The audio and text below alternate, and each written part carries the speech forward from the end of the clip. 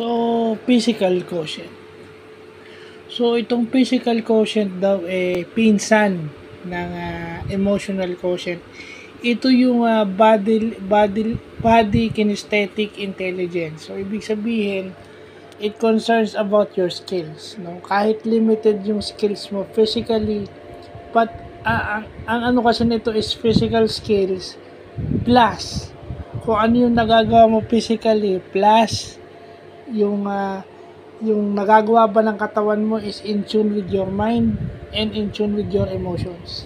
Kaya nga pinsan siya ng emotional intelligence and with your IQ o yung intelligence quotient. Kasi tama, 'di ba? Tama naman dahil yung salamat kay Dr. Tony Liachon. Ayan, marami akong natututunan sa Instagram niya kasi makabuluhan yung mga pinopost niya.